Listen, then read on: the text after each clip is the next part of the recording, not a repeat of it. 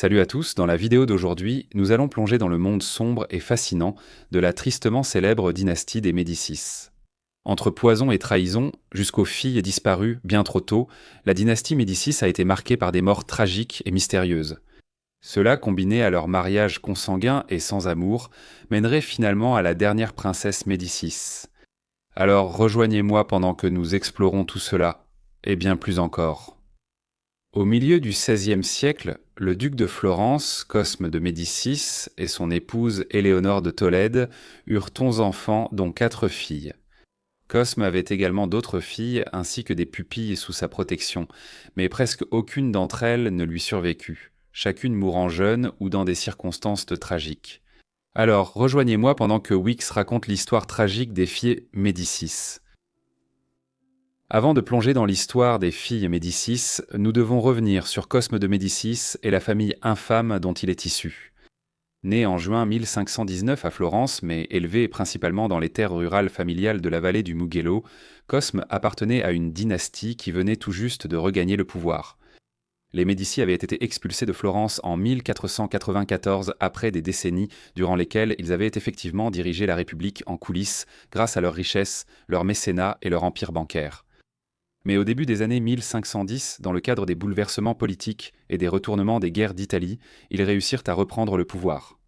Et cela a culminé en 1530 lorsque le cousin de Cosme, Alessandro de Médicis, fut installé comme premier duc officiel de Florence, transformant l'ancienne République en un État héréditaire. En tant que membre d'une branche cadette de la famille, Cosme était censé mener une vie tranquille mais confortable à la campagne. Mais tout cela allait changer en 1537. Son cousin Alessandro fut assassiné et le jeune Cosme, âgé de seulement 17 ans, fut choisi pour lui succéder en tant que nouveau duc de Florence. Cosme se révéla être un dirigeant redoutable et, en 1569, il reçut le titre plus prestigieux de grand-duc de Toscane, marquant ainsi l'ascension des Médicis, du rang de riches citoyens à celui de souverains européens. Son épouse était Éléonore de Tolède. Née en 1522 à Salamanque, en Espagne, elle était la fille de Pedro Alvarez de Tolède, un aristocrate qui devint le vice-roi espagnol de Naples et du reste du sud de l'Italie, alors sous domination espagnole. Elle épousa Cosme en 1539, alors qu'elle avait 17 ans, afin de consolider l'alliance diplomatique et militaire entre les Espagnols et les Médicis. De nombreux enfants naquirent bientôt, même si les filles eurent, pour la plupart, une vie brève. Éléonore et Cosme eurent finalement 11 enfants, un nombre qui fit de leur union une réussite exceptionnelle selon les critères des dynasties du début de l'époque moderne. Chez les familles royales et aristocratiques, le principal devoir d'un couple était de donner des héritiers pour assurer la lignée. Cosme et Éléonore étaient particulièrement conscients de cette responsabilité. Le prédécesseur de Cosme, le duc Alexandre, n'avait laissé aucun héritier légitime, ce qui a entraîné l'extinction de sa branche de la famille Médicis et le transfert inattendu du titre ducal à Cosme. Sur les 11 enfants qu'Éléonore et Cosme ont eus, 7 étaient des garçons et 4 étaient des filles. Avant d'examiner plus en détail le destin des filles, jetons un rapide coup d'œil sur les garçons. Parmi eux, 2 sont morts en bas âge, Pietro et Antonio. L'aîné des garçons, Francesco, né en 1541, succéda à son père Cosimo comme grand-duc de Toscane en 1574. Le deuxième aîné, Giovanni, est mort du paludisme à seulement 19 ans, en 1562, mais pas avant d'être devenu archevêque de Pise et cardinal de l'Église. Un autre fils, Garzia, est mort quelques semaines après son frère, également du paludisme alors qu'il était encore adolescent. Il restait Ferdinando, qui devint grand-duc à la suite de son frère en 1587, et Pietro, un individu psychologiquement instable et violent, qui était une source d'embarras pour la famille, comme nous le verrons bientôt. Avant que Cosimo n'épouse Éléonore, et même avant de devenir duc de Florence, il était déjà devenu père. Sa fille Pabia de Médicis est née vers 1536 près de Florence, mais l'identité de sa mère a été gardée secrète et reste inconnue à ce jour. Malgré son illégitimité, Cosimo l'a reconnue comme sa propre fille et l'a intégrée au sein de la famille Médicis.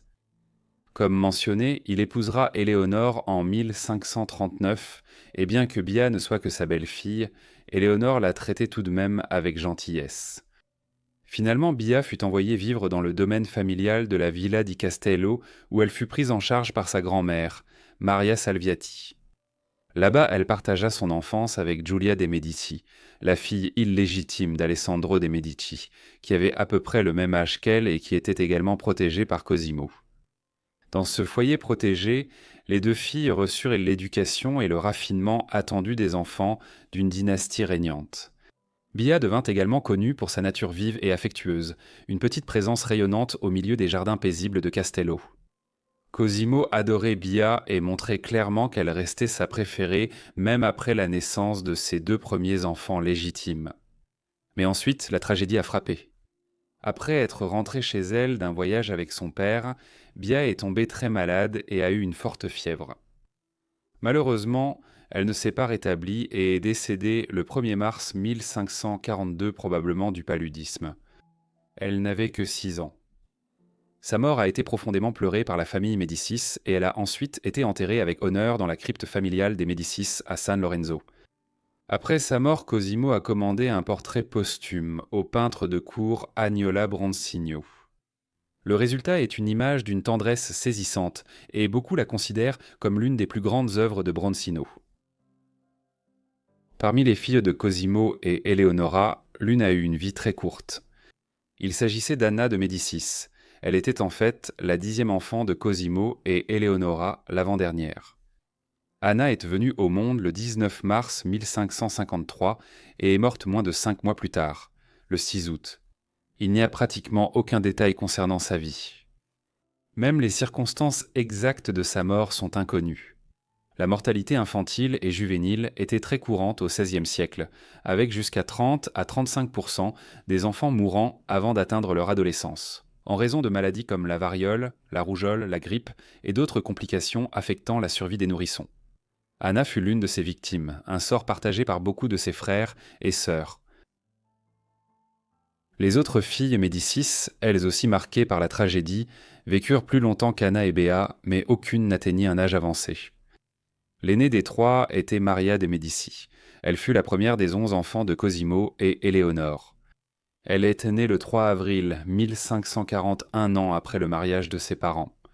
Ainsi, en grandissant, de nouveaux frères et sœurs la rejoignirent presque chaque année dans la nurserie des Médicis à la Villa Médicis à Florence. L'une des figures les plus particulières de la nurserie était Morganti, le bouffon de la cour, qui divertissait les enfants avec une chouette toujours à ses côtés. C'était un environnement familial chaleureux. Cosimo et Éléonore aimaient sincèrement leurs enfants et s'intéressaient eux de près à leur éducation, ce qui n'était pas le cas de toutes les familles royales et aristocratiques d'Europe au début de l'époque moderne. Eh bien, de nombreux nourrissons royaux étaient élevés dans des foyers séparés et voyaient à peine leurs parents. Aussi affectueux qu'ils étaient, Cosimo et Éléonore comprenaient parfaitement que leurs enfants servaient également un but politique. Dans une Italie prise dans la rivalité entre l'Espagne et la France, obtenir des alliances avantageuses était crucial pour étendre l'influence des Médicis au-delà de Florence. Dans le cadre de la quête d'alliance des Médicis, des portraits de la jeune Maria furent de commander alors qu'elle avait à peine 5 ans. À une époque bien antérieure à la photographie, de tels tableaux servaient de présentation auprès de cours lointaines. L'un de ces portraits fut envoyé à Paris à sa cousine Catherine de Médicis, l'épouse du futur roi de France, Henri d'O2. Ce geste montre clairement qu'à seulement 5 ans, Maria était déjà envisagée pour un prestigieux mariage français. Finalement, un autre mariage serait arrangé 1 an plus tard. À ce moment-là, Maria était déjà reconnue comme l'une des plus intelligentes parmi les enfants des Médicis. Les écrivains de la cour ont souligné son intelligence et noté qu'elle enseignait les mathématiques et d'autres matières à ses jeunes frères et sœurs. Lorsque Maria atteignit la mi-adolescence, Cosimo réussit à organiser une alliance matrimoniale avec Hercule d'Este, duc de Ferrare, de Modène et de Reggio, assurant ses fiançailles avec son fils et héritier, Alfonso. Cependant, avant que le mariage ne puisse avoir lieu, Maria tomba soudainement malade, probablement de la malaria, et mourut le 19 novembre 1557 à seulement 17 ans. Beaucoup des vies dans Tolly dont nous parlons sur cette chaîne ont été façonnées par l'instabilité politique, l'instabilité financière et ce genre d'incertitude qui laissait aux gens très peu de contrôle sur leur avenir. En ce qui concerne l'argent, je préfère les approches structurées, surtout lorsqu'il s'agit d'investir. parce que la vérité, c'est que l'incertitude influence encore les choix que les gens font aujourd'hui. Des études montrent que 66% des investisseurs regrettent au moins une décision d'investissement, et ce n'est pas difficile à comprendre. Sur le marché boursier, on vous demande constamment d'acheter, de vendre, d'attendre et de réagir. C'est pourquoi j'ai commencé à chercher une autre façon d'investir, une méthode qui ne nécessitait pas de surveiller le marché toute la journée. C'est à ce moment-là que j'ai découvert Mintos. Avec Mintos, je peux investir dans des prêts et gagner des intérêts. Au lieu d'essayer de prédire ce qu'une action pourrait faire, le rendement attendu pour chaque prêt est fixé à l'avance. Les paiements peuvent arriver chaque jour comme un revenu passif, rendant le processus plus stable et facile à suivre. Je peux aussi filtrer par rendement, risque, horizon temporel, pays et devise. Et pour une approche encore plus simple, Mintos propose également des portefeuilles automatisés. Les rendements moyens sur les prêts sont d'environ 11%. Et pour quiconque cherche un revenu passif, c'est un chiffre très élevé. Mintos opère depuis 2014, compte plus de 600 000 utilisateurs et est réglementé dans l'UE sous MiFID. Et en ce moment, vous pouvez obtenir un bonus allant jusqu'à 500 € lorsque vous investissez un 500 € ou plus. Utilisez le lien dans la description ou scannez le code QR affiché à l'écran. Des rendements stables, pas de surprise, et en plus un bonus. Ne le manquez pas et bonne chance. Presque immédiatement, des rumeurs scandaleuses se répandirent dans Florence. Une histoire prétendait que Cosimo lui-même était entré dans une rage meurtrière après avoir découvert Maria dans une liaison secrète avec un jeune noble et l'avait poignardée pour préserver l'honneur de la famille. L'histoire a choqué les contemporains, mais ce n'était presque certainement rien de plus que des ragots de cour, étant donné l'affection de Cosimo pour ses enfants. La disparition tragique de Maria à la fin de 1557 ne signifiait pas pour autant que l'alliance matrimoniale entre la famille Médicis et la famille d'Este n'ait pas eu lieu. La future épouse du jeune Alfonso a simplement changé. À la place, il fut désormais décidé qu'il épouserait la sœur cadette de Maria, Lucrezia. Elle est née le 14 février 1545 à Florence en tant que cinquième enfant de Cosimo et Eleonora et leur troisième fille. Nous parlerons de leur deuxième fille, Isabella, en dernier, car elle a eu la vie la plus longue et la plus sulfureuse. Lucrezia a grandi aux côtés de sa fratrie grandissante à la cour des Médicis à Florence et a reçu la même éducation qu'eux. Cependant, son enfance a été écourtée à la suite de la mort de sa sœur aînée, Maria, à la fin de l'année 1500. Bien que Lucrezia n'ait eu que 12 ans à l'époque, son père ne perdit pas de temps pour conclure un nouvel accord politique avec le duc Hercule. Elle prendrait simplement la place de Maria et épouserait Alfonso à sa place. Selon les normes modernes, cela semble étonnant, mais ce n'était même pas la première proposition de mariage pour Lucrezia. Dès 1552, alors qu'elle n'avait que 7 ans, des plans avaient été mis en place pour qu'elle épouse Fabio del Monte, le neveu du pape Jules III, chef de l'Église catholique romaine, entre 1550 et 1555. La mort du pape en 1555 a compromis l'alliance matrimoniale avec la famille Del Monte, et ainsi Lucrezia a été mariée à Alfonso d'Este lors d'une cérémonie à Florence le 3 juillet 1558, alors qu'elle n'avait que 13 ans. Son nouveau mari avait 24 ans, puis une situation étrange s'est produite. Après le mariage, Alfonso est retourné à la cour de son père à Ferrare, laissant la jeune Lucrezia à Florence.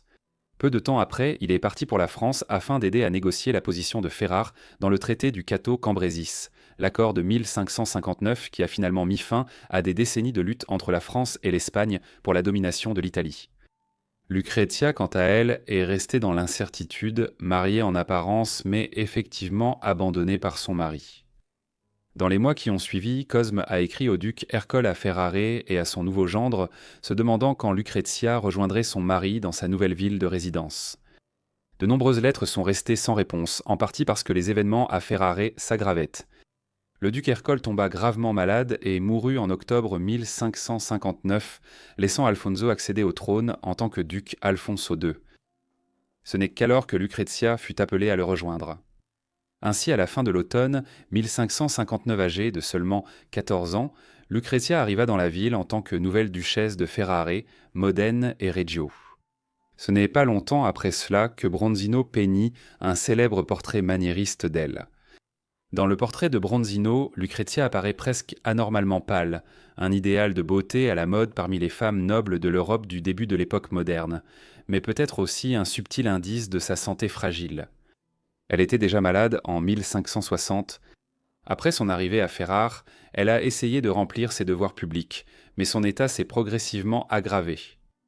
En 1561, elle était tourmentée par des fièvres récurrentes et restait en grande partie confinée dans ses appartements. Cosimo envoya ses propres médecins pour la soigner, mais rien ne ralentit la dégradation. Des accès de fièvre, des saignements de nez, une toux sévère et une perte de poids spectaculaire. Des rumeurs d'empoisonnement circulaient à la cour d'Est, mais les historiens modernes rejettent ces récits. Les preuves indiquent plutôt une tuberculose pulmonaire.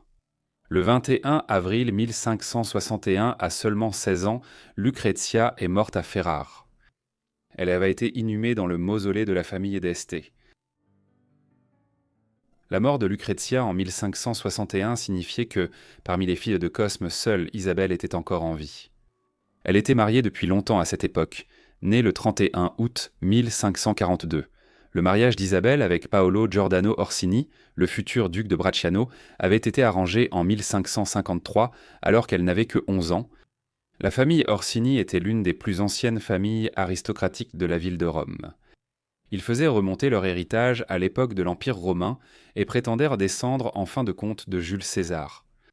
Plusieurs membres de la famille étaient devenus papes au fil des siècles et exerçaient une grande influence à Rome et dans le centre de l'Italie. Ainsi, ce fut encore un mariage politiquement avantageux pour la famille Médicis lorsque Isabelle épousa Paolo Giordano en 1558. Dès le début, le mariage d'Isabelle était inhabituel. Son mari était un playboy dépensier et le duc Cosme décida de garder sa fille à Florence avec sa dot considérable même après leur mariage, jusqu'à ce qu'il ait la preuve que Paolo ne gaspillerait pas l'argent dès qu'il le recevrait. Finalement, elle partit pour Rome, mais là-bas, elle subit une série de fausses couches dans les années 1560. Ce n'est qu'après de nombreuses tentatives infructueuses qu'elle donna finalement naissance à 2 enfants en bonne santé. Une fille nommée Francesca en 1571 et un fils nommé Virginio l'année suivante. Francesca et Virginio vécurent longtemps, bien dans le XVIIe siècle, et Isabella aurait eu de nombreux petits-enfants si elle avait vécu assez longtemps pour les voir. Mais ce ne fut pas le cas. À ce stade, le grand-duc Cosme Ier avait déjà enduré de nombreuses pertes déchirantes. Bien qu'Isabella fût sa seule fille survivante, il avait une jeune pupille, Éléonore de Garzia de Tolède, née en 1553 sous sa protection. Éléonore était en réalité sa nièce par alliance. Sa mère était décédée quand elle était jeune et son père souvent absent. Sa tante Éléonore de Tolède, l'épouse de Cosme, la recueillit et l'a élevée à la cour des Médicis comme sa propre fille. Pourtant, en 1562, la tragédie a de nouveau frappé. L'épouse de Cosme, Éléonore, est morte du paludisme à l'âge de 40 ans, ainsi que 2 de leurs fils, Giovanni et Garcia. Cette perte a laissé la jeune Éléonore dans une position difficile, mais même après la mort de sa tante, elle a continué à être traitée avec chaleur et bienveillance à la cour florentine. En avril 1571, Cosme a arrangé son mariage avec son fils Pietro, faisant d'Éléonore à la fois sa pupille et sa future belle-fille. Le couple était cousins germains et avait grandi côte à côte, et Cosme espérait que leur familiarité et leur éducation commune mèneraient à une union harmonieuse. Mais comme nous allons le voir sous peu, il s'est gravement trompé. Après la mort d'Éléonore de Tolède, Cosme prit une maîtresse, Éléonore della Albizzi, avec qui il eut 2 enfants, une fille qui mourut avant le baptême et un fils Giovanni qu'il légitima plus tard. Giovanni devint par la suite un commandant militaire respecté et un diplomate au service des Médicis. Cosme entama plus tard une relation avec Camilla Martelli et en 1568 leur fille Virginia naquit. En 1586, Virginia épousa Cesare d'Este, duc de Modène et de Reggio, et ensemble ils eurent 10 enfants, 6 fils et 4 filles. Avec le temps, cependant, Virginia commença à montrer des signes de maladie mentale grave. Son confesseur affirma qu'elle était possédée par des démons, et les tentatives d'exorcisme n'ont fait qu'aggraver sa souffrance, la laissant complètement incapable dans les années qui suivirent. Elle mourut à Modène le 15 janvier 1615 à l'âge de 46 ans. Malgré son tragique déclin, Virginie fut la seule des filles de Cosme à vivre au-delà de 40 ans.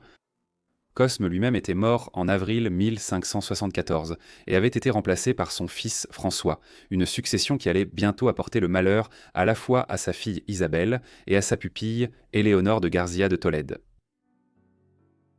En 1576, Isabelle et Éléonore connurent une fin violente.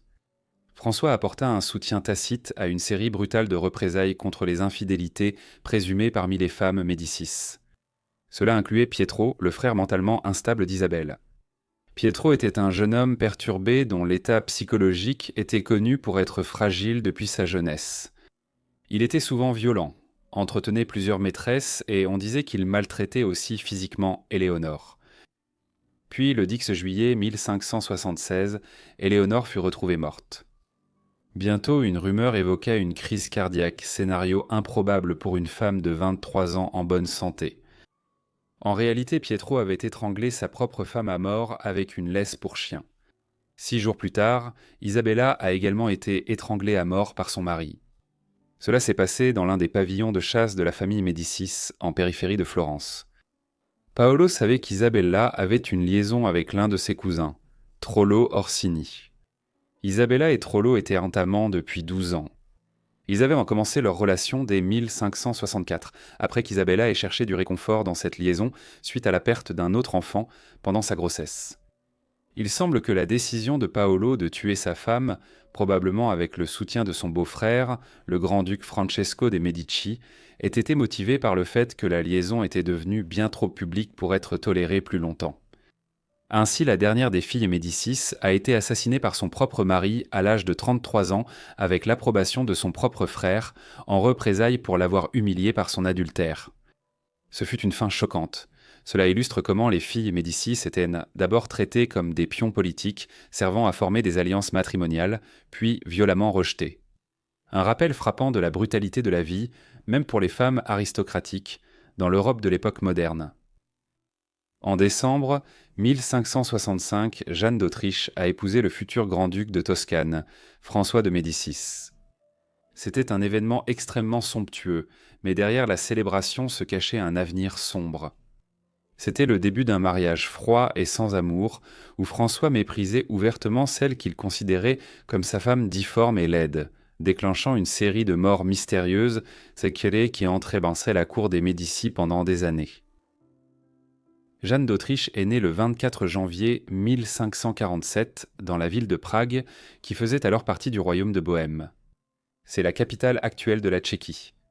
À cette époque, c'était l'un des nombreux royaumes constitutifs de la branche autrichienne de la maison de Habsbourg, une lignée noble originaire des Alpes suisses qui, à l'époque de la naissance de Jeanne, régnait sur l'Autriche-Hongrie, la Bohême et la Croatie. Son père était l'archiduc Ferdinand d'Autriche, roi de Hongrie, de Bohême et de Croatie. Il est mieux connu sous le nom de Ferdinand Ier empereur du Saint-Empire romain germanique, bien que ce titre ne lui ait été attribué qu'en 1556, alors que Jeanne avait 9 ans. La mère de Jeanne était Anne de Bohême et de Hongrie. Elle était la fille de Ladislas II de Hongrie, l'avant-dernier roi de la lignée jagellonne des rois hongrois. C'est à cause de la mort de son frère, le roi Louis II, lors de la bataille contre les Turcs ottomans, à la bataille de Mohacs en 1526, que les Habsbourg héritèrent de la Hongrie, de la Bohême et de la Croatie. Par-dessus tout cela, l'oncle de Jeanne était Charles V, roi d'Espagne et souverain de l'Empire espagnol. Donc en résumé, elle est née dans une famille qui régnait sur une grande partie de l'Europe et sur un empire continental en pleine expansion à travers le monde. La famille de Jeanne était également très nombreuse, mais sa naissance eut un coup terrible. Sa mère, déjà âgée de 43 ans et affaiblie par des années d'accouchement, a connu un accouchement périlleux à une époque où la mortalité infantile et maternelle était très élevée. 3 jours après la naissance de Jeanne, sa mère succomba à des complications, laissant la nouveau-née orpheline de mère. Son père, quant à lui, absorbé par le chaos de la réforme protestante et les guerres brutales qui déchiraient l'Europe, en particulier l'Allemagne, avait peu de temps à consacrer à ses enfants survivants. Il confia Jeanne et certains de ses frères et sœurs aux religieuses à Innsbruck en Autriche. Là, au milieu des couloirs solennels du couvent, la jeune archiduchesse Jeanne fut élevée dans une atmosphère mêlant une piété dévouée à un enseignement rigoureux. Pourtant, à travers les leçons et les prières, son avenir avait déjà été décidé. Jeanne était préparée non pas à l'indépendance mais au mariage. Tout au long des premières années de la vie de Jeanne, les Habsbourg d'Autriche comme d'Espagne étaient impliqués dans des guerres à travers toute l'Europe. La plus longue de ces guerres avait lieu en Italie, où la France et l'Espagne se disputaient la domination depuis le milieu des années 1490. À présent, une opportunité se présentait. En 1537, Cosme Ier de Médicis était devenu le duc de Florence. Il allait gouverner la cité-État pendant près de 40 ans, et son importance était telle qu'en 1569, il put revendiquer le titre de grand-duc de Toscane. Alors que les longues et sanglantes guerres d'Italie touchaient à leur fin en 1559 avec la signature du traité de Cato Cambrésis entre la France et l'Espagne, Cosme devint agité. Le nouvel équilibre des pouvoirs le rendait avide, voire désespéré, de forger des alliances pour assurer l'avenir de sa famille dans l'incertaine paix qui suivit. À travers toute l'Italie, une frénésie soudaine s'empara des cours nobiliaires. Les familles ambitieuses, sentant l'opportunité, se précipitèrent pour marier leurs fils dans les grandes dynasties d'Europe. L'une de ces unions proposées était de marier Jeanne au fils aîné et héritier de Cosimo, Francesco. Comme souvent avec les unions nobles et royales dans l'Europe de l'époque moderne, il fallut des années de négociations et attendre que les mariés aient l'âge approprié. Ce n'est qu'en 1565 que Jeanne fut finalement envoyée en Italie pour épouser Francesco de' Medici. L'union prit de l'importance après que son frère, Maximilien II, monta sur le trône impérial en 1564 en tant qu'empereur du Saint-Empire romain germanique et souverain des possessions des Habsbourg, en Autriche, en Hongrie, en Bohême et en Croatie. Contrairement à son père Ferdinand Ier, Maximilien n'entretenait pas le même rapport étroit avec son cousin espagnol, le roi Philippe II, et chercha donc à renforcer son influence par de nouvelles alliances en Italie. L'union de Jeanne d'Autriche avec Francesco de' Medici s'imposa comme l'un des mariages les plus politiquement significatifs et remarquables du XVIe siècle. Il existe de nombreux récits conservés du mariage de Jeanne et Francesco en 1565, des descriptions rédigées dans les jours précédents, pendant et après la somptueuse cérémonie.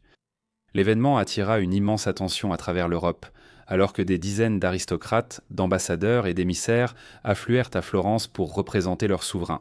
Au mariage de l'homme qui deviendrait un jour grand-duc de Toscane, un dirigeant de facto dans le paysage politique fracturé de l'Italie.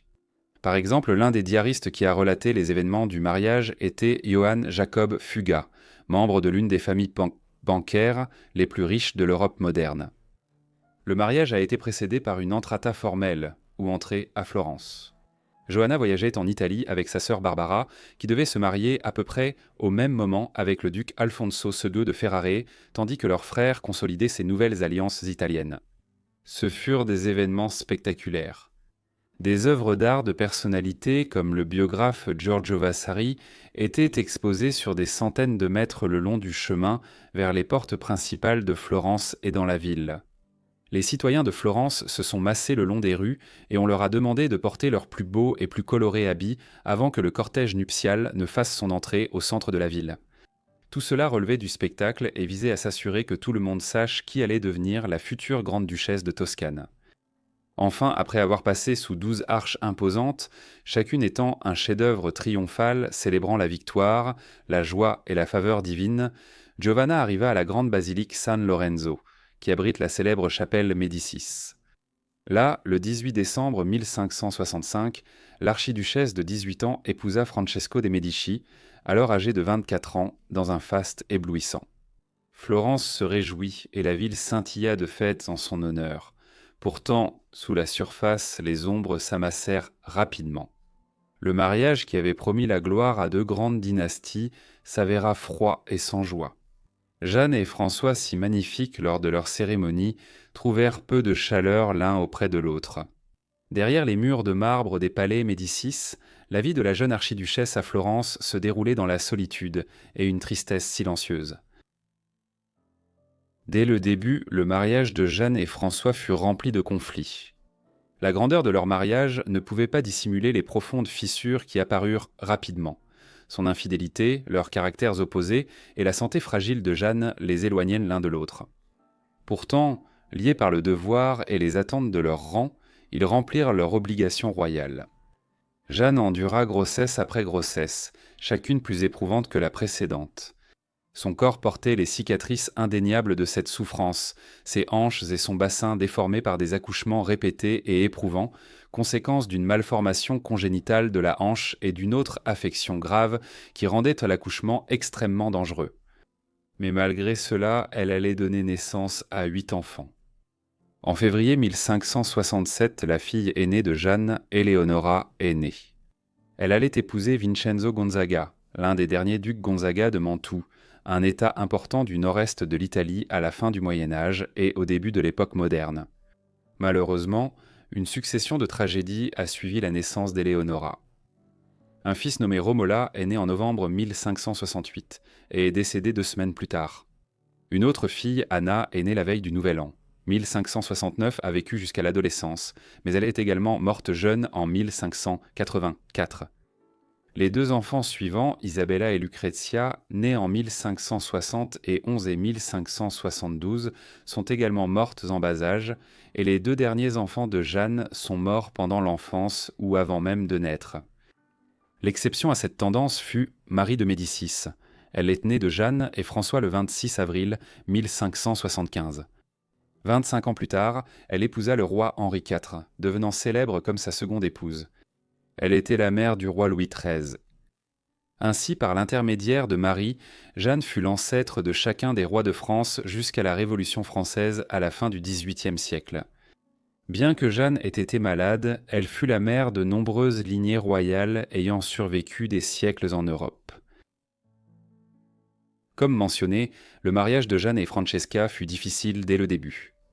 Il la trouvait peu attirante et sa froideur ne fit que s'accentuer à mesure que sa santé se détériorait. Quartus murmurait cruellement à son sujet, parlant de son dos voûté.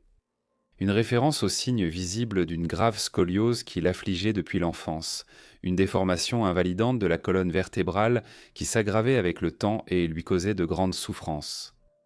Son état avait même été évoqué lors des négociations de mariage entre les Habsbourg et la famille Médicis.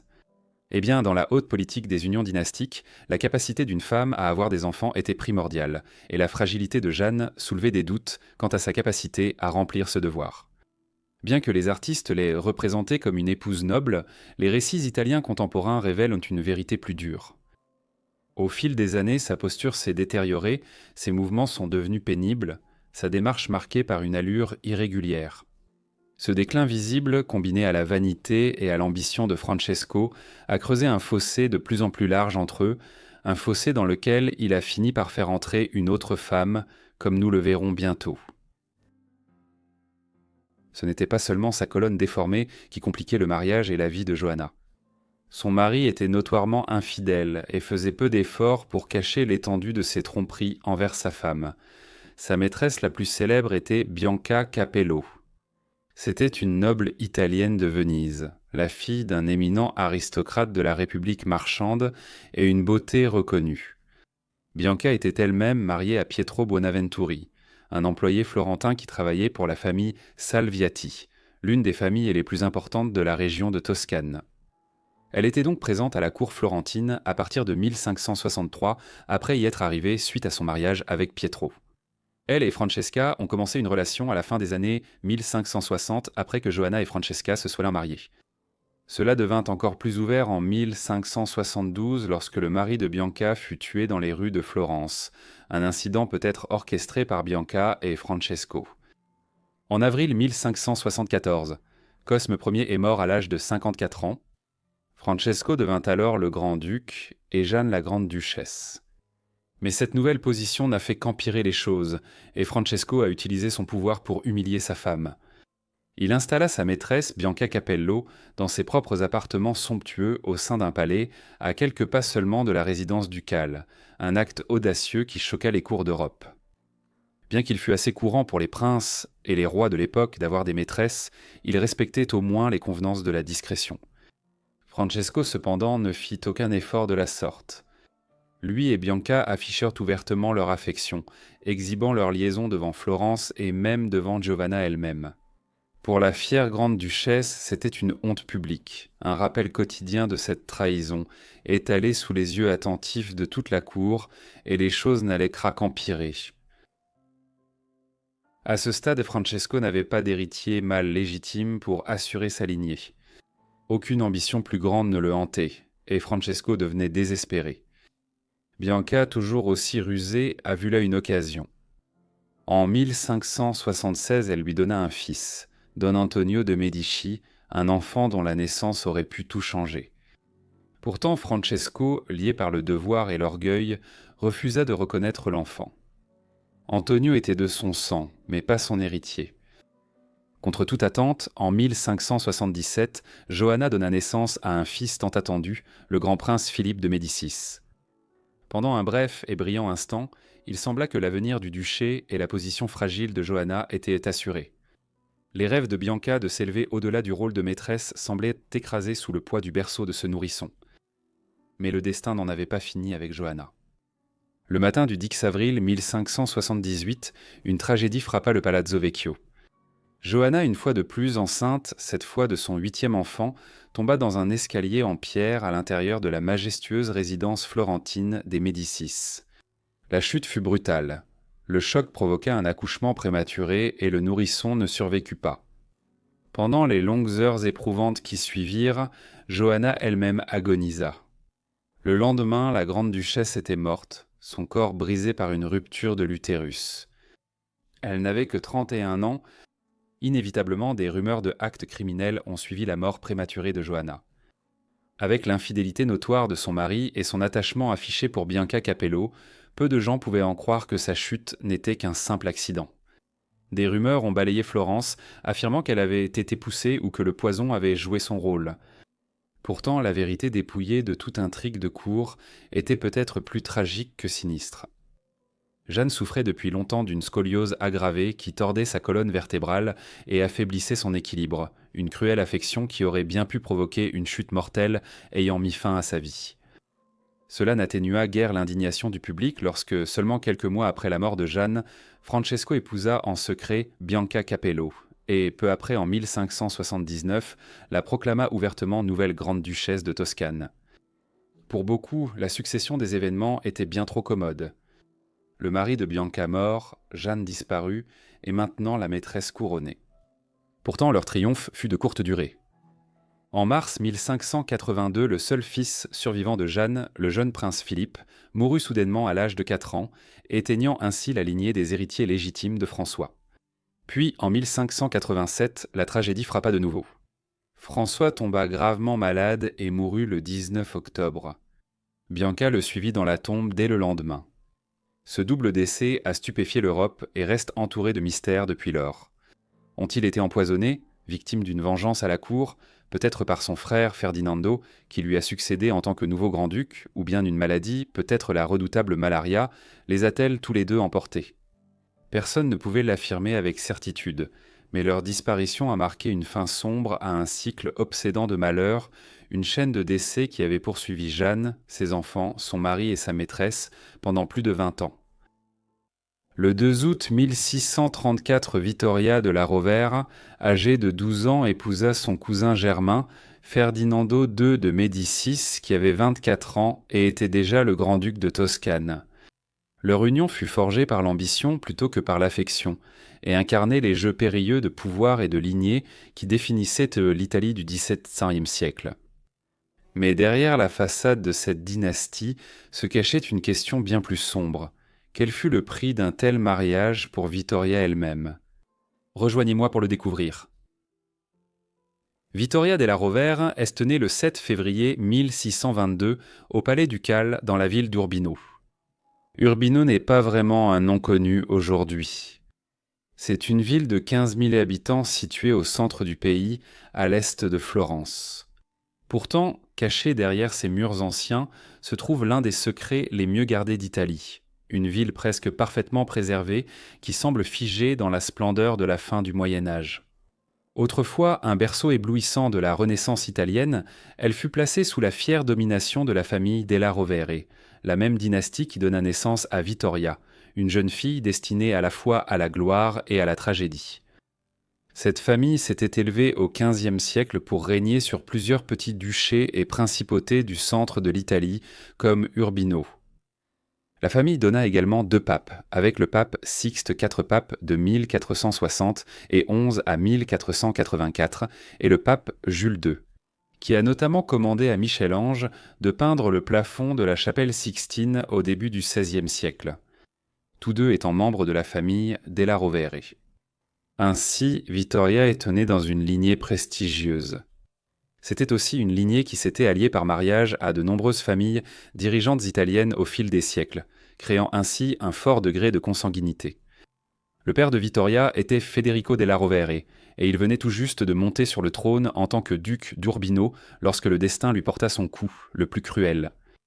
À peine âgé de 18 ans, il était mort avant même que sa fille puisse se souvenir de son visage, décédant environ 1 an et demi après la naissance de Vittoria. Certains murmuraient qu'il s'agissait d'une grave crise d'épilepsie, d'autres parlaient de poison et de trahison, mais quelle que soit la vérité, sa mort soudaine jeta une ombre sur les droits de naissance de Vittoria. Sa mère était Claudia de' Medici, une fille de Ferdinando Ier de' Medici, le grand-duc de Toscane de 1587 à 1609. Il est important de garder cela à l'esprit, compte tenu du mariage ultérieur de Vittoria. Claudia n'avait épousé Federico qu'en 1620 et Vittoria était leur seul enfant avant sa mort. Vittoria aurait théoriquement dû devenir duchesse d'Orobino à la mort de son père. Le règne féminin, cependant, était une chose compliquée dans l'Europe de l'époque moderne. Certains pays autorisaient la succession féminine, d'autres non. Par exemple, la France n'a jamais eu de reine régnante et il était interdit à une femme de succéder au trône de France selon la loi salique du début du Moyen Âge. En Italie, les choses étaient plus compliquées. Dans certaines cités-États, les juristes ne savaient vraiment pas si c'était légal pour une femme de gouverner. Ainsi, après la mort du père de Vittoria, son grand-père Francesco Maria, qui était encore en vie, reprit le titre de duc. Cependant, puisqu'il n'y avait aucune possibilité qu'un autre héritier mâle naisse, en 1625, le duc vieillissant confia cette question au pape de l'époque, Urbain VIII. Comme Vittoria était encore un nourrisson et ne pouvait espérer régner avant de très nombreuses années, il décida que le duché d'Urbino, qui se trouvait à la limite nord des vastes territoires pontificaux en Italie centrale, serait tout simplement annexé à l'État pontifical. À la mort de Francesco Maria, âgé de 82 ans en 1631, la papauté prit officiellement le contrôle du duché. Vittoria, désormais la dernière survivante de la lignée principale de la Rovere, reçut en compensation les duchés de Rovere et de Montefeltro comme fiefs personnels, des parcelles de terre à l'intérieur du duché plus vaste, au lieu du titre complet. C'était une maigre compensation pour avoir été privée de son droit de naissance, mais cela signifiait que Vittoria était duchesse dès son plus jeune âge. Elle hérita également de la légendaire collection d'art de la famille, un trésor éblouissant de chefs-d'œuvre et de bijoux précieux, comprenant de nombreux tableaux. Par Titien, l'un des plus grands artistes du XVIe siècle et un maître du style de la haute Renaissance.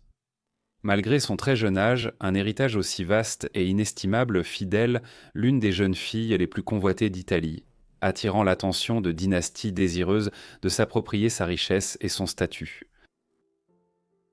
Après la mort de son mari, Claudia de Médicis épousa l'archiduc d'Autriche antérieur, Léopold V, en 1626. Elle avait 21 ans tandis que son nouveau mari en avait 39. Elle partit alors occuper sa nouvelle position en tant qu'épouse de l'archiduc dans la région du Tyrol, à l'ouest de l'Autriche, où elle allait fonder une seconde famille. Pendant ce temps, la jeune Vittoria fut laissée en Italie, son enfance marquée par les murs austères d'un couvent à Grosseto, en Toscane, la terre natale de sa mère. Entourée de religieuses, mais jamais loin de ses cousins Médicis à Florence, elle grandit sous les murmures du pouvoir et de l'ambition. Néanmoins, avant même qu'elle ne puisse comprendre le sens de l'amour ou du mariage, son destin était déjà scellé. Elle fut promise à son cousin Ferdinando. Ferdinando II de Médicis, grand-duc de Toscane, était le cousin germain de Vittoria, le fils du frère de sa mère, Cosimo II, qui régna sur la Toscane de 1609 jusqu'à sa mort prématurée en 1621. Comme pour Vittoria, le père de Ferdinando était mort prématurément, et il avait donc succédé au grand-duché de Toscane en 1621, alors qu'il n'avait que 10 ans. Malgré cela, le véritable pouvoir était entre les mains de sa mère, l'archiduchesse Maria Magdalena d'Autriche, et de sa redoutable grand-mère, la grande-duchesse douairière Christina. Ce sont ces deux femmes, agissant en tant que régentes conjointes, qui ont orchestré l'union qui allait façonner les deux dynasties.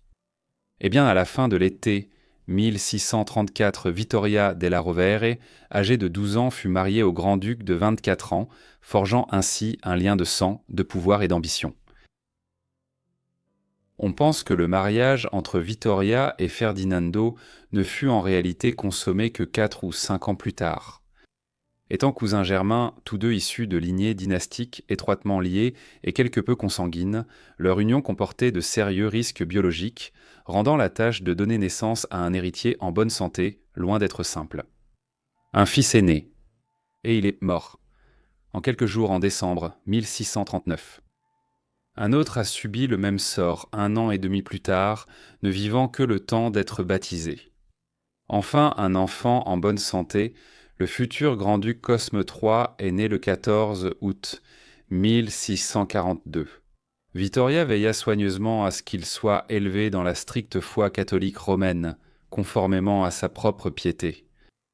Pourtant, malgré ses débuts robustes, Cosme allait devenir sans doute le Médicis le plus consanguin, sa constitution fragile et son tempérament particulier reflétant les effets subtils mais durables de générations de mariages consanguins dynastiques. Aucun autre enfant ne naîtra avant de nombreuses années. Il semble assez clair que le mari de Vittoria était homosexuel, et une fois qu'un héritier en bonne santé fut né, il considéra que ses responsabilités conjugales en matière de descendance étaient accomplies, même si ce n'était pas vraiment ainsi que cela devait fonctionner à l'époque moderne. À une époque où la variole, la syphilis, la peste bubonique et d'innombrables autres maladies mortelles balayant l'Europe, il était terriblement courant que les jeunes comme les vieux tombent et ne se relèvent jamais.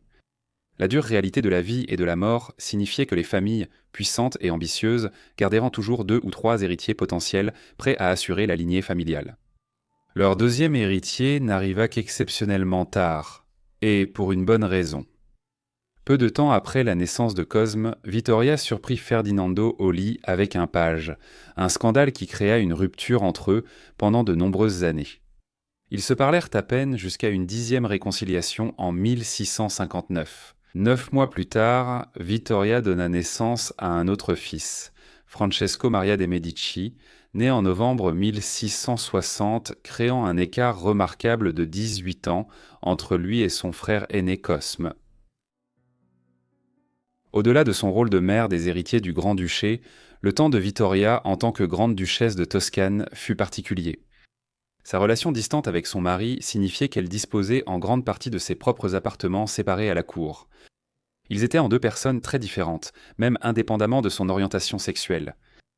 Ferdinando était un homme de science et de culture, qui a fondé une célèbre académie scientifique et était connu pour avoir aidé à défendre le célèbre astronome et scientifique Galilée contre la Sainte Inquisition. Vittoria était l'exact opposé de son cousin, une femme instruite et en partie élevée par des religieuses, qui était une adepte inébranlable du catholicisme romain. Vittoria était le genre d'italienne du XVIIe siècle qui croyait que Galilée était un hérétique.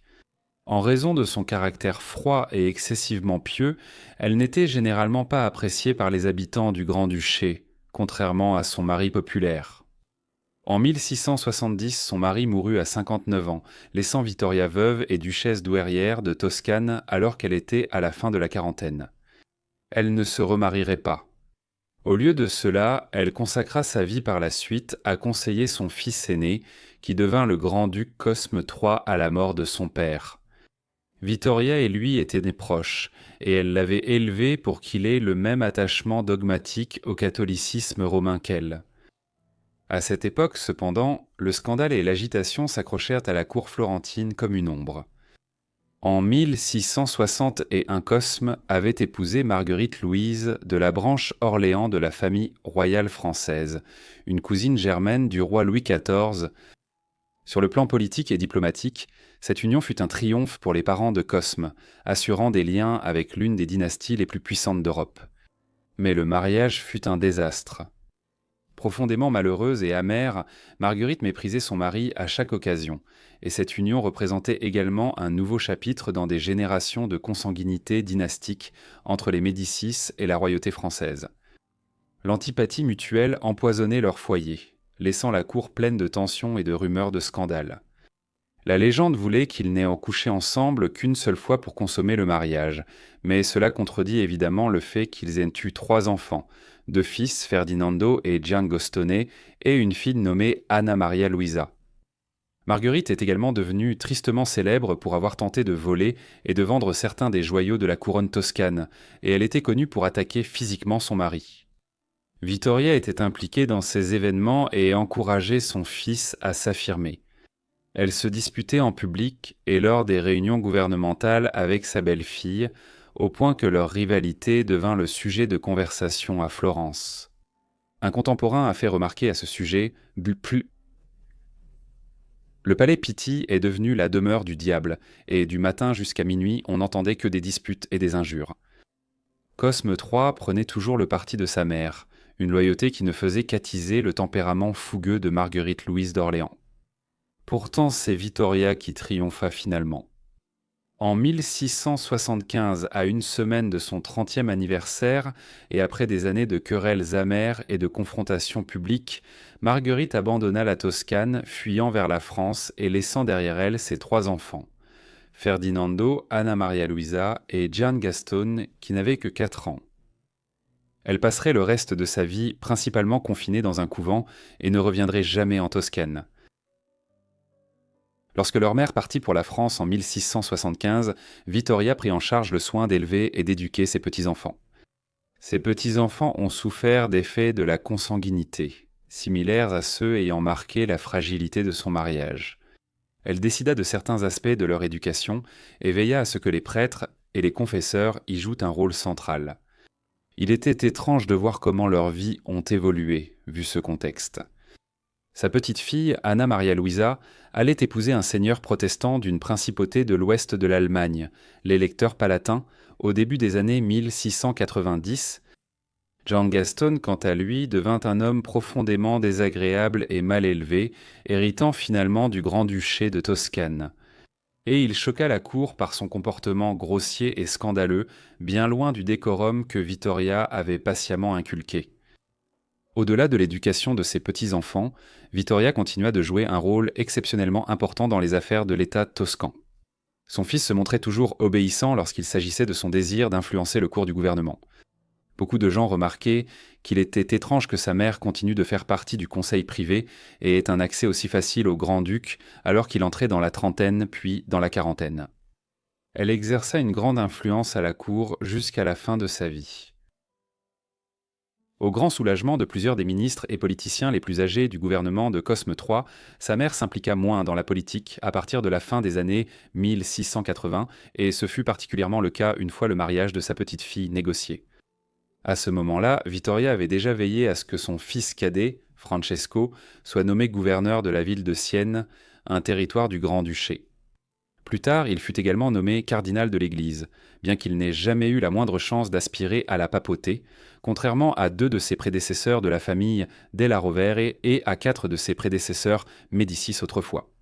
Ses ambitions politiques étant en grande partie réalisées et la lignée des Médicis semblant assurée, Vittoria consacra davantage ses dernières années à la religion, visitant souvent et soutenant de nombreux couvents et maisons religieuses à Florence et en Toscane. Elle mourut le 5 mars 1694 au palais ducal de la ville de Pise, une ville portuaire également possédée par les grands-ducs de Toscane. Vittoria aimait passer du temps ici en hiver et au début du printemps, en raison du climat plus doux que l'on trouvait à l'intérieur des terres à Florence. D'autres sources situant sa mort au 6 mars. Elle avait 72 ans à l'époque et, d'après tous les témoignages, elle était devenue assez obèse au moment de son décès. Elle a été enterrée dans la basilique San Lorenzo à Florence. Les possessions de la duchesse douairière dans les duchés de Ravarea et de Montefeltro sont passées à son fils cadet, François. La collection d'art de Vittoria, y compris la collection inestimable de tableaux de Titien, a été intégrée à la collection d'art des Médicis. Les œuvres qu'elle contenait furent plus tard intégrées à la Galerie des Offices, que sa petite-fille Anna Maria Luisa organisa pour en faire l'une des premières galeries d'art public d'Europe après sa propre mort en 1743. Malheureusement pour Vittoria, sa conviction que la dynastie des Médicis était assurée s'est révélée tragiquement erronée. Son petit-fils aîné Ferdinando est mort en 1713, précédant son père dans la tombe après des années de mariage stérile. Lorsque Cosme III est décédé en 1723, il a été remplacé par son plus jeune fils, Giangastone. Lui aussi ne laissa pas d'héritier. Et avec sa mort en 1737, la maison de Médicis, l'une des dynasties les plus illustres d'Europe, prit fin, faisant de lui le dernier souverain Médicis du Grand-Duché de Toscane. Anna Maria Luisa était la dernière membre de la tristement célèbre dynastie des Médicis, connue pour sa ruse, son pouvoir et sa richesse. Mais malgré la splendeur dans laquelle elle est née, sa vie fut marquée par la maladie, le scandale et un pouvoir déclinant. Pourtant, à sa mort, elle réussit un dernier coup de génie qui préserva à jamais l'héritage des Médicis. Voici son histoire. Anna Maria Luisa de Médicis est née au palais Pitti, le palais grand-ducal de la famille Médicis à Florence, le 11 août 1667. Comme vous pouvez le deviner par son nom, elle appartenait à la célèbre Maison des Médicis, l'une des familles aristocratiques les plus importantes de la fin du Moyen Âge et du début de l'époque moderne en Europe. Les Médicis étaient devenus une puissante famille de banquiers à Florence à la fin du XIVe siècle, à une époque où la ville était encore une république. Au cours des 100 années suivantes, ils ont progressivement consolidé leur pouvoir politique, contrôlant de fait Florence en coulisses. En 1532, ils devinrent officiellement ducs de Florence et en 1569, les Médicis furent élevés au rang de grands-ducs de Toscane, marquant ainsi la transition d'une république à une monarchie héréditaire. Le père d'Anna Maria était Cosme de Médicis, et 3 ans après sa naissance, il devint le grand-duc de Toscane sous le nom de Cosme III. La mère d'Anna Maria était Marguerite Louise d'Orléans, membre d'une branche collatérale de la famille royale française. Malheureusement, ses parents se détestaient. Marguerite Louise, une princesse fougueuse, trouvait Cosme hideux et ne s'en cachait pas. Elle se moquait de lui publiquement, et la légende raconte qu'elle a même essayé de provoquer une fausse couche en montant imprudemment à cheval alors qu'elle était enceinte d'Anna Maria. Comme beaucoup de femmes de sang royal, elle n'avait pas le choix et a été forcée d'épouser Cosme pour sceller une alliance politique entre la France et la Toscane. En fait, cette alliance durait depuis plus d'un siècle, les Médicis et la couronne française mêlant leurs lignées à de nombreuses reprises. Mais le geste le plus audacieux eut lieu en 1600 lorsque le roi Henri IV de France épousa Marie de Médicis, l'héritière florentine farouchement ambitieuse, et en fit sa reine. Ceci fut l'un des nombreux mariages croisés, créant un certain degré de consanguinité entre la maison des Médicis et la maison royale française des Bourbons. Ils étaient aussi alliés par mariage à la puissante maison de Habsbourg, dont des branches régnaient sur l'Espagne et l'Autriche. À ce stade, les conséquences de la consanguinité royale étaient évidentes pour tous, surtout si l'on regardait vers l'Espagne. Le roi Carlos II, qui a régné de 1665 à 1700, était un spectacle tragique. Maladif, défiguré et affligé d'une mâchoire si tordue qu'il pouvait à peine parler ou mâcher.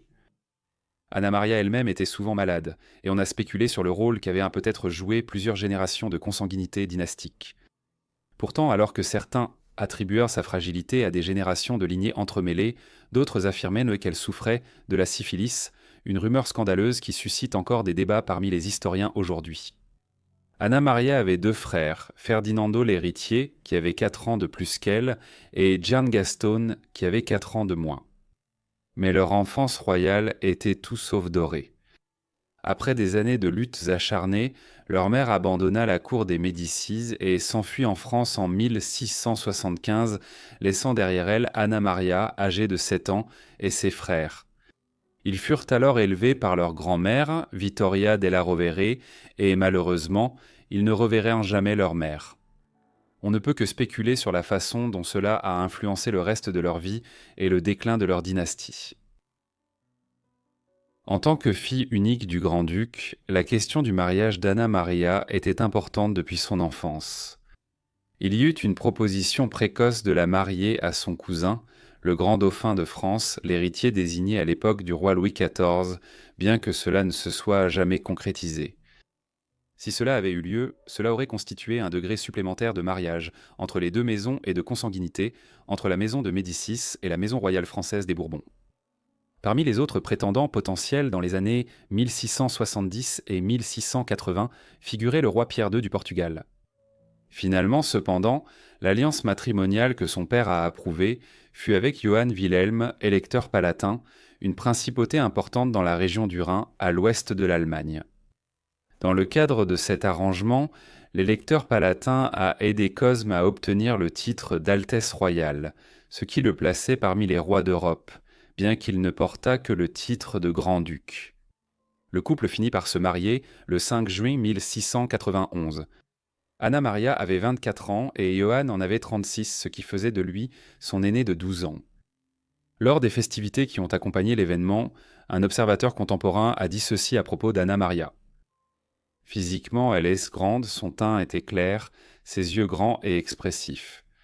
Ses yeux ainsi que ses cheveux étaient en noir, sa bouche était petite, avec des lèvres pleines, ses dents étaient aussi blanches que l'ivoire. Ce mariage fut un succès mitigé. D'une part, Anna-Marie et son mari partageaient un amour pour la musique et la culture et se soutenaient mutuellement dans leurs activités depuis leur cour fastueuse dans la ville de Düsseldorf en Allemagne. Pourtant, le mariage fut également assombri par la déception, et il se peut qu'il ait été entaché par la maladie. Son mari, Johann Wilhelm, était depuis longtemps soupçonné d'avoir contracté la syphilis lors de son premier mariage, des années avant qu'Anna Maria ne devienne son épouse.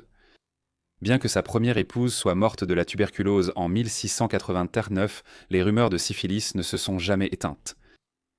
La syphilis est une maladie lente et cruelle qui peut détruire le corps au fil des décennies. Si Anna Maria l'a contractée, cela pourrait expliquer ses maladies chroniques et remettre en question la consanguinité comme seule cause.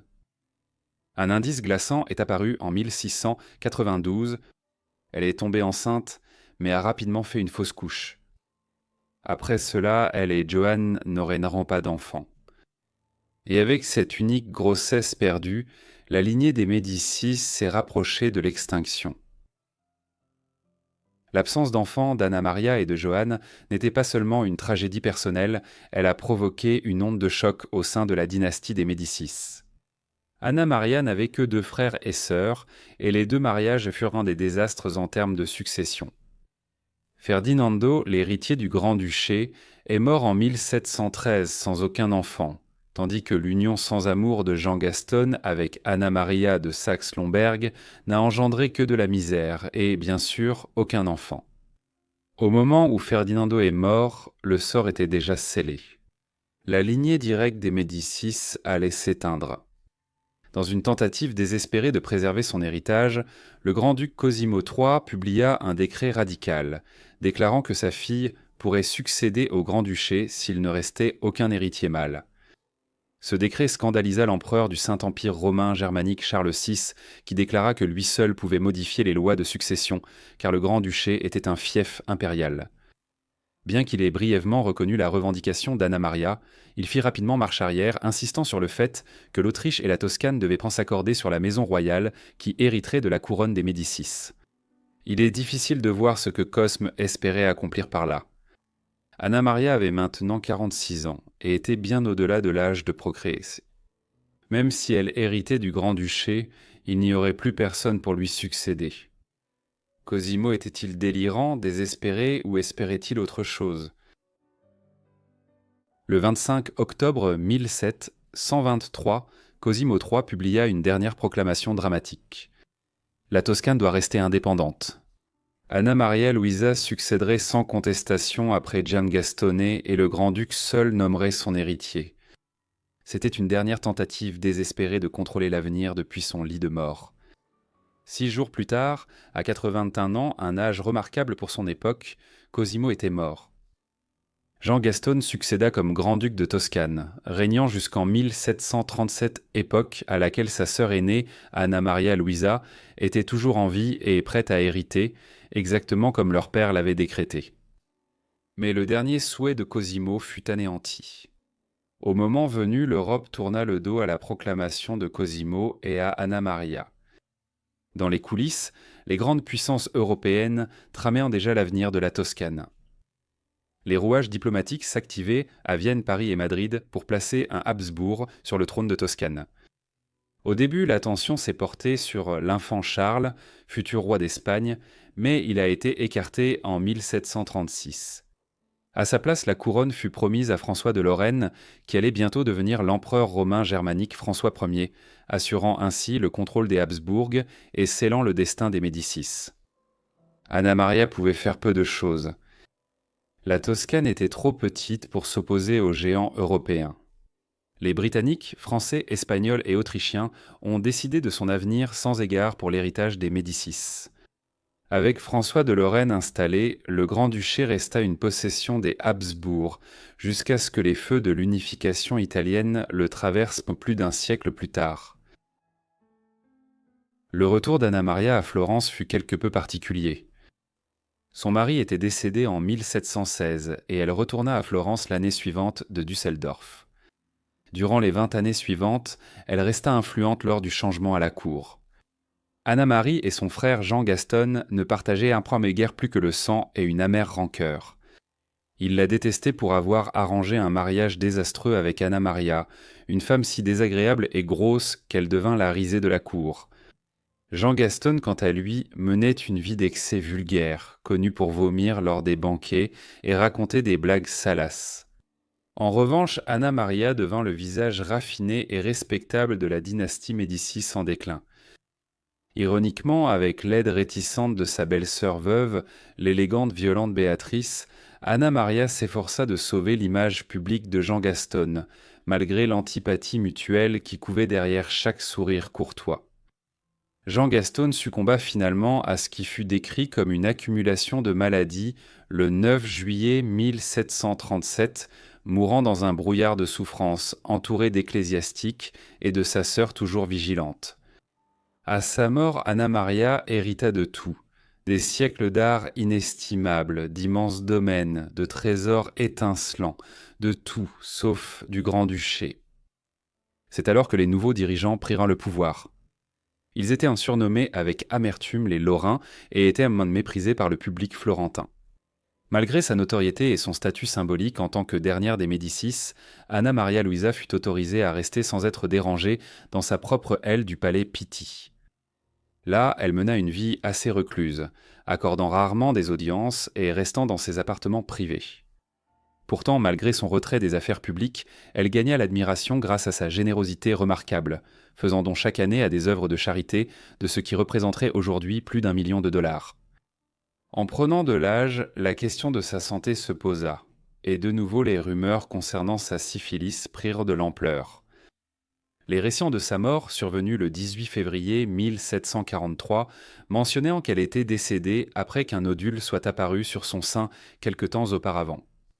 Il est donc compréhensible que cela ait fait penser qu'elle serait morte d'un cancer du sein plutôt que de la syphilis ou d'une autre maladie liée à la consanguinité. Mais la vérité, c'est que nous ne pouvons tout simplement pas en être certains. En 2012, ses ossements ont même été exhumés et étudiés à l'aide de méthodes modernes pour tenter de déterminer la cause de sa mort. Cependant, cette étude s'est également révélée non concluante. Nous ne saurons donc peut-être jamais de quoi Anna Maria est réellement morte. Quoi qu'il en soit, elle avait 75 ans au moment de sa mort et avait vécu une longue vie malgré ses problèmes de santé de longue date. Elle a été inhumée dans la crypte des Médicis à San Lorenzo, la chapelle même qu'elle avait contribué à achever.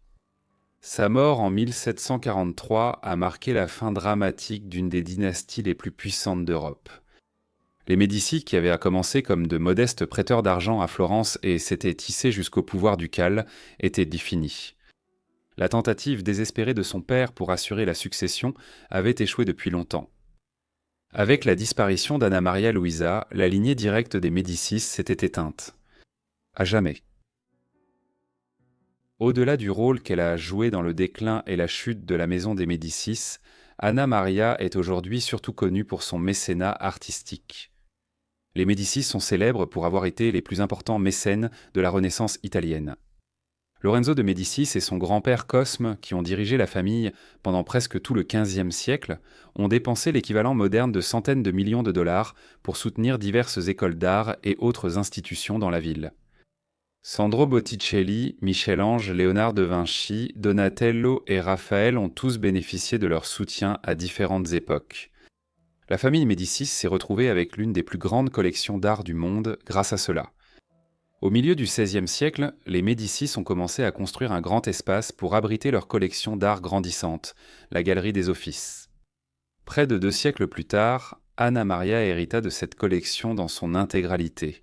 Peintures, sculptures et bien plus, rassemblées au fil de plus de 350 ans.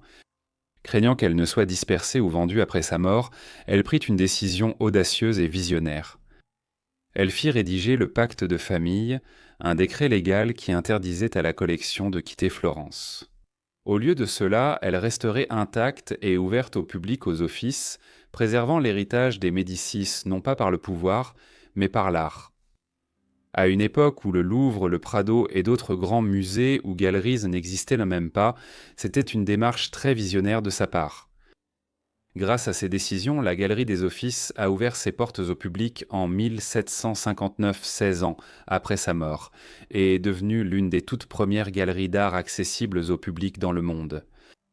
Aujourd'hui, la Galerie des Offices constitue l'une des plus grandes collections publiques d'art de la Renaissance au monde.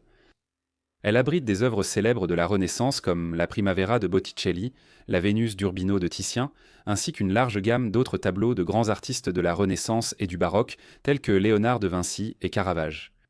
C'est grâce aux décisions d'Anna Maria que la collection demeure aujourd'hui complète à Florence, en témoignage du mécénat de la famille Médicis sur plusieurs siècles.